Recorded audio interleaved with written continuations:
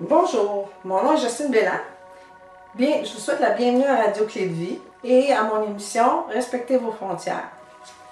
Cette semaine, le sujet sera les flashbacks. Qu'est-ce qu'un flashback? Je peux vous dire qu'un flashback, ça n'arrive pas juste simplement aux gens qui ont été victimes d'agressions sexuelles, malgré que c'est quand même important dans la dynamique. Mais c'est aussi quelque chose qui arrive à un peu monsieur, madame, tout le monde. Il s'agit d'avoir été victime de violence. Je sais pas, mais vous avez travaillé, exemple, étant jeune ou même en tant qu'adulte, dans un dépanneur ou d'une épicerie, puis vous avez été victime d'un hold-up. Et la personne, quand elle est arrivée dans le magasin, vous l'avez vue, puis elle agissait d'une certaine façon, avait une certaine corpulence, était habillée d'une certaine façon.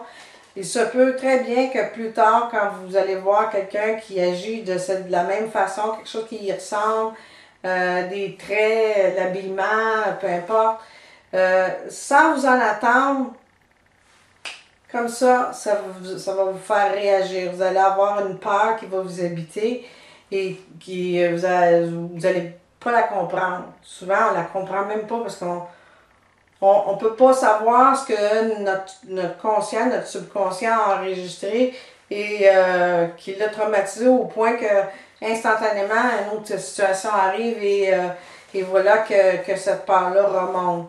C'est la même chose si vous avez eu un accident d'auto. Si l'accident d'auto était arrivé, je ne sais pas, en hiver, au moment où il y avait de la glace, mais ça se peut très bien que la journée où vous allez sortir, où ça va être l'hiver et qu'il va y avoir de la glace et que vous allez sentir l'auto partir un petit peu, là, ça se peut très bien qu'une grande peur remonte et vous habite, incontrôlable. C'est ce qu'on appelle aussi un flashback. Donc, les flashbacks existent pour beaucoup de situations.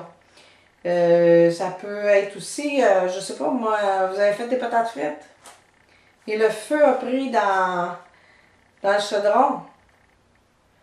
La journée que vous allez arriver chez quelqu'un puis que la personne va faire des patates frites dans un chaudron avec de l'huile et s'éloignera un petit peu de son chaudron, peut-être qu'il y a une peur qui va venir vous habiter tout d'un coup, là. C'est une mémoire qui, comme je vous dis, qui est loin en arrière et que vous ne pouvez pas vous attendre qu'à ce moment-là, ça va refaire surface. Donc, c'est ça un flashback. Le mot existe, si on le décortique, là, disons que ça va être plus facile à comprendre ou à visualiser. Flash. On sait, hein, quand on a un flash après un appareil photo, la lumière, bon, ça arrive comme ça, hein, on souriait, puis oups, le flash, on ne sait pas trop quand est-ce qu'il va arriver, puis pouf, ça arrive.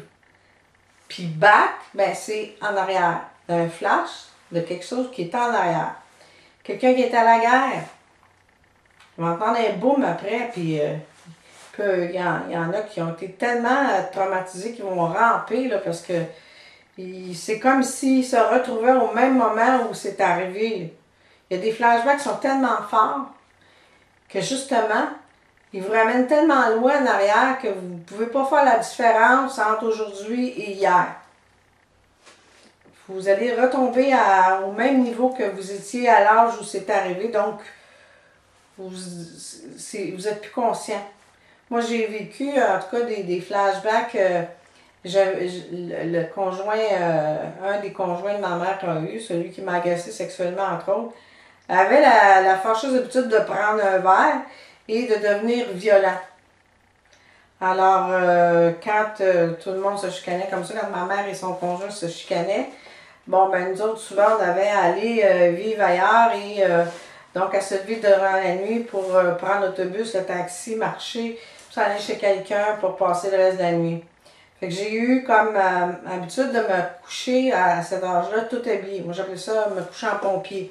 Quand je savais qu'il y avait une fête quelconque, parce que c'était toujours des journées de fête qui buvaient, alors j'ai comme enregistré, moi, que les fêtes et la boisson, ça donnait les résultats qu'il y avait de la bataille. Donc, il fallait se préparer à partir. Et aussi, ou si jamais il restait à la maison, puis il décidait d'aller chercher d'autres boissons, ben il revenait, puis ma mère ne voulait pas le laisser rentrer. Il cognait dans les portes, puis il brisait des vitres. Pas besoin de vous dire que pendant des années et des années, tout ce qui s'appelait conflit, que ça bousculait un petit peu, moi, je redevenais un fœtus pratiquement, là, tellement que j'avais peur de tout. J'interprétais tout conflit comme, comme une agression qui s'en venait, comme des vitres qui allaient briser. En tout cas, c'était très très fort. Un jour, j'ai décidé de faire beaucoup de cheminement et un jour, je suis arrivée justement à me faire un autre point d'ancrage pour mettre ce mauvais souvenir-là de côté et passer à autre chose. J'ai aussi gardé en mémoire l'effet de me faire réveiller la nuit pour s'en aller. Je peux vous dire qu'encore aujourd'hui, je ferme le téléphone quand je me couche. Lorsque je me fais réveiller par un son, une cloche ou quelque chose du genre, c'est comme si je retournais en arrière à l'âge de 11 ans et puis le cœur me débat, ça prend toute la journée avant que ça se replace, c'est pénible. Alors, je m'arrange pour que quand je dors, ne pas me faire réveiller par un son de téléphone ou un son de cloche. Pourquoi la cloche? Ça, je peux pas vous le dire. Je me souviens pas d'assez loin où le traumatisme a eu lieu par rapport à une cloche. C'est peut-être la police qui arrive, je sais pas. Ça avait un son de cloche, hein, la police. Peut-être que c'est ça, je sais pas. Mais je peux vous dire que je m'arrange pour pas me faire réveiller par un son de cloche. Vous allez dire, oui, mais quand tu travailles, il faut que tu mettes un cadran faux. Premièrement, c'est faux, FAIX. Mais oui, je vais mettre un cadran, quelque chose de me réveiller, mais je mets de la musique. Je mets de la musique, puis je mets ça pas fort parce que j'ai vraiment pas besoin de grand-chose pour me faire réveiller, pour être debout.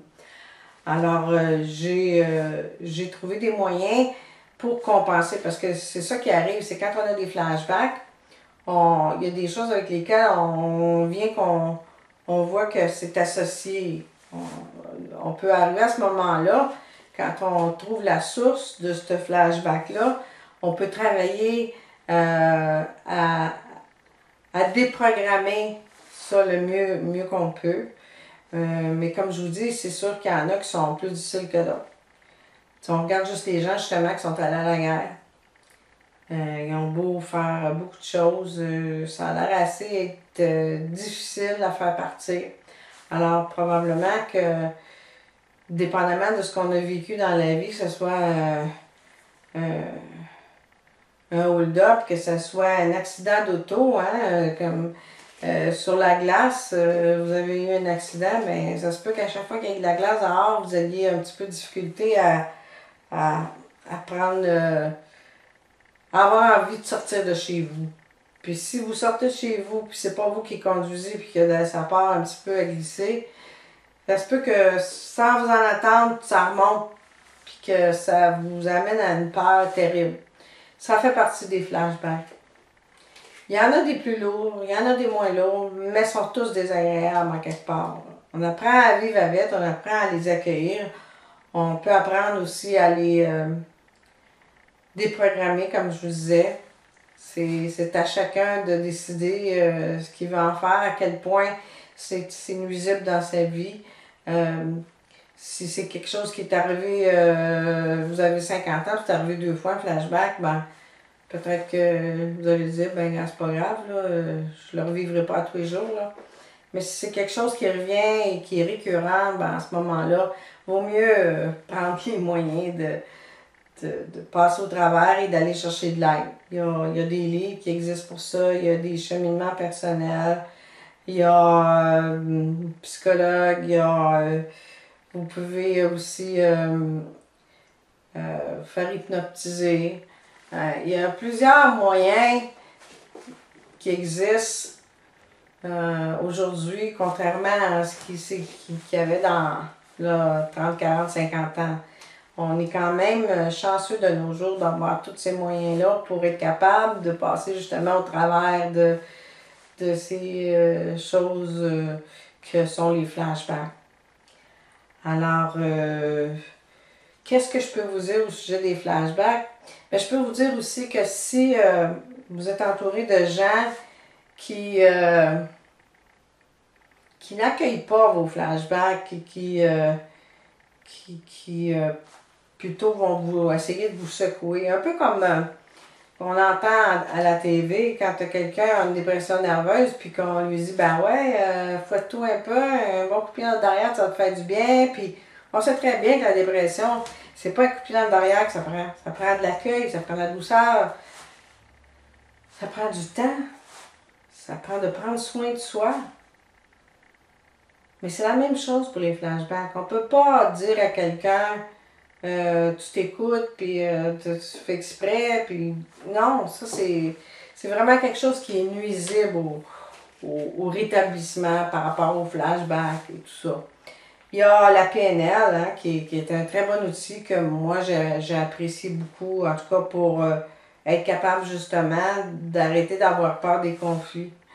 Avant, je pouvais juste dire le mot conflit, puis en dedans, là, je sens ça shaker. Aujourd'hui, non. Aujourd'hui, je vous dis pas que je cours après ça, puis je vous dis pas que j'aime ça non plus, là. Mais entre aimer ça et paniquer, il y a une marge. Je peux vous dire aussi que quelque chose qui est à retenir au niveau justement des personnes qui ont été victimes d'agressions sexuelles dans leur vie, c'est le toucher.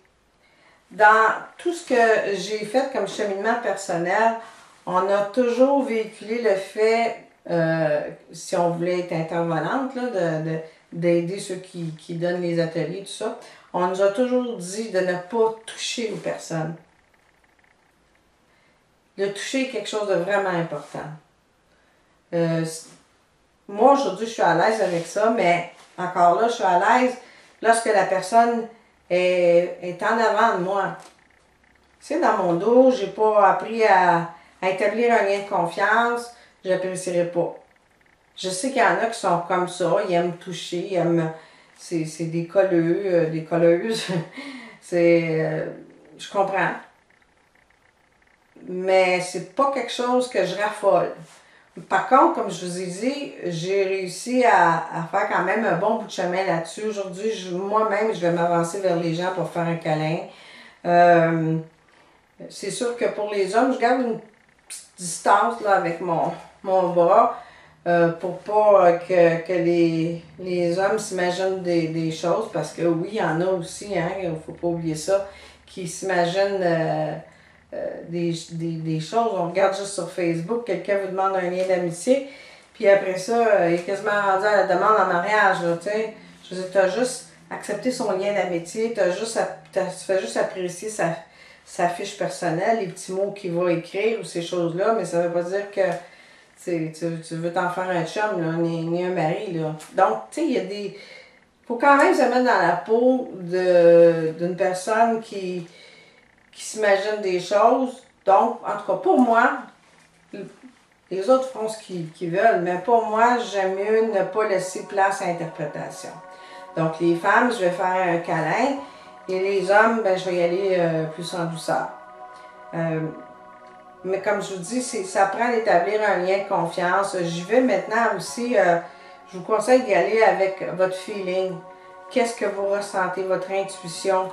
Une journée, ça se peut que vous n'ayez pas envie de faire un câlin à une personne, puis 2 semaines après, ça va aller. Peut-être que cette personne-là, cette journée-là, vivait quelque chose de négatif et qui dégageait une énergie négative, un niveau très bas d'énergie. Ça se peut aussi, hein, parce qu'on fonctionne comme personne aussi de cette façon-là. Alors, je vous invite à accueillir vos flashbacks, puis à faire ce que vous êtes capable de faire selon si ça vous dérange ou ça vous nuit vraiment dans votre vie ou pas. Nous arrivons maintenant bientôt à la fin de cette émission. Alors, j'aimerais vous rappeler que la Radio Clé de Vie vous offre la radio web et la magazine web, la TV web. Alors, Et si jamais vous avez manqué le début de mon émission, vous pouvez toujours réécouter et la partager avec vos amis.